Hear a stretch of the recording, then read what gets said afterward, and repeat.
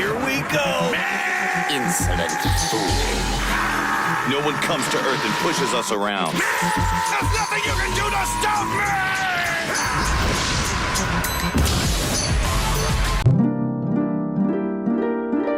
me! Dragon Ball is the shit. The trailer you just saw is ingrained into my brain, not only from just how hype it is, but the sheer iconic and unique contrast to everything else that I was watching growing up. Dragon Ball is one of, if not the biggest reason as to why anime is so popular in the West. And if you don't agree, you're either a Dragon Ball hater or you just don't care about anime, which is fine. People have their opinions. But today, I want to elaborate to you why that is, and I can't do that without briefly explaining what Dragon Ball is in the first place. Original Dragon Ball is more focused on fun adventures with lighthearted stories. Dragon Ball is a super cool manga and anime made by Akira Toriyama, rest in peace. It's about a super strong kid named Goku who, for some reason, has a tail and can shoot ki beams and is a martial artist. He's a good-natured guy and wants to help everyone and find the Dragon Balls with his friends, which are 7 magical orbs that can summon a dragon named Shenron who grants wishes. Him and his friends go on wacky, zany adventures, and irregular hijinks ensue. Contrasting from the light-hearted adventures, it's Dragon Ball Z that really captured the heart of the West. Dragon Ball Z, or Z-Kai, takes place around 15-ish years in the future, and within the first few episodes, we find out that Goku is actually a part of an alien race of conquering, fear-mongering warriors called Saiyans. They are super strong by nature, and they are a species bred for battle. The story goes on, and he meets with his friends and his rivals that help him, and they're called the Z-Fighters. They go on their journey to save Earth and resurrect their friends who were killed in an encounter with these Saiyans. They then use this alien ship to travel to a distant planet where the species of the guy who created the Dragon Balls is from. They get there, waiting for Goku to heal after his encounter with the Saiyans, and he gets there and fights the main bad guy, who is basically equivalent to like Space Hitler, Frieza. He is so cocky and arrogant, and he's just the perfect mustache-twirling villain who is strong as hell, and he knows it. He wants to be immortal, and he uses this planet's Dragon Balls to get his wish, or try to. Goku has to stop him, and he learns from his enemy turned frenemy turned rival slash best friend, Vegeta, that Frieza destroyed the Saiyan planet out of fear of the legendary Super Saiyan. Goku finds his Saiyan pride and turns into the legendary Super Saiyan and beats Frieza, and the story goes on. It's these iconic moments that made Dragon Ball so popular in what it is today. Goku turning Super Saiyan and his very famous I am speech, which I'm going to show. It's not that long, but I think it's important to show the moments that solidified its fame.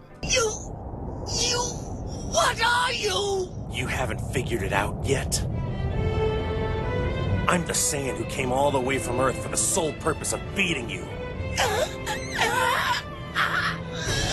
I am the warrior you've heard of in legends, pure of heart and awakened by fury. That's what I am.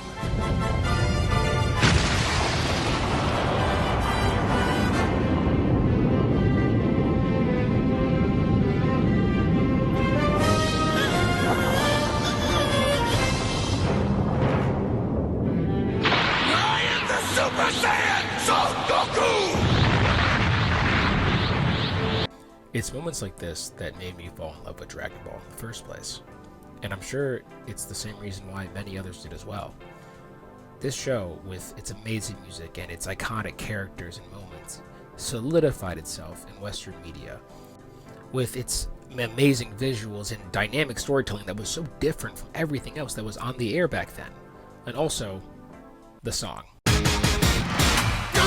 Don't stop, we're in luck now. Don't stop, there's so much to be found. We can't find paradise. All we have to do is go, free your soul. Now, I did just give an extremely oversimplified rundown of Dragon Ball, and there is so much more, but the focus of this video is not a rundown of DBZ, as much as I want to do that. This digestible and engaging plot, combined with a good-natured, powerful protagonist, some good humor and lovable characters, and lots of action, is what drove anime's popularity in the West. If this format sounds familiar to you, it's because it is.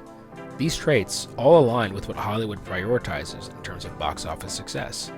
And in a way, Dragon Ball's entry into the West was perfect.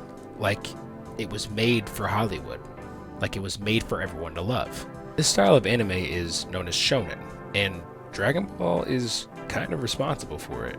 It started a new wave of animes that follow a strong, good-natured protagonist with epic battles and epic spectacles. And I can't speak for Dragon Ball currently, and I do like it, but it's not the same as Z. But, you know, we've had some ups and downs, which is a shame because a lot of people like to hate on Dragon Ball nowadays. They like to be like, oh, they're just screaming all the time. And while it's true nowadays I prefer different animes like Frieren or Mushoku Tensei or Fire Force, the reasons I like them and the reasons why everyone likes them is because of Dragon Ball. And if you like animes like Hunter x Hunter or Seven Deadly Sins, you also like Dragon Ball. Oda, the One Piece creator, which is probably the most popular anime nowadays, even said himself that One Piece wouldn't exist without Dragon Ball. Got Toriyama's signature hanging above his desk, straight glazer. Dragon Ball's influence doesn't just reach anime, as it's greatly influenced animation as an entire art form. Back in the 80s and the 90s, the popularity of anime exponentially increased, and that was just because of Dragon Ball. It was from this drastic increase that embedded itself into the minds of future animators that shifted what we are getting today. Shows like Avatar: The Last Airbender, Ben 10, Teen Titans all take heavy inspiration from Dragon Ball. While the love for anime was very prevalent in the 90s and the early 2000s, it was COVID where anime became mainstream. It was because of streaming services that offered more ways to consume media in general, and when the world was on lockdown with nothing better to do than to sleep and eat, binging shows became front and center. Being bored, trapped in your house, made you want to try new things, like anime. It's through streaming services that Japanese media is able to be presented in the West in a much easier fashion that allowed people to look at this and say, oh, I like Dragon Ball, maybe I'll like this, and give it a try, making it more accessible to a Western audience.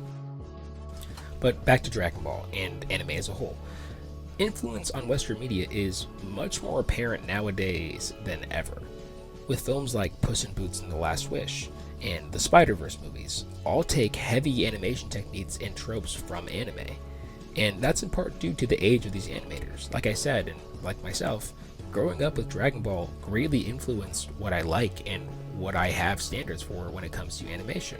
We now have a new generation of workers in the animation field and film field that grew up with Dragon Ball and like cool fights and cool stuff, and that's what they want to replicate, and that's the type of animation we're getting now in the West, and it's really great.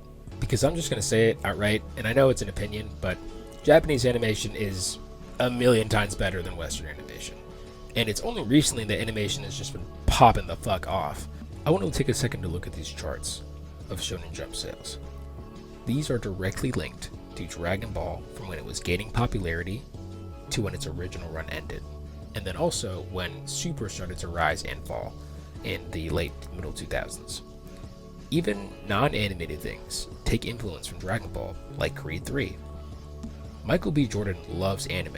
He even made a Naruto collab with Coach. It's really hard.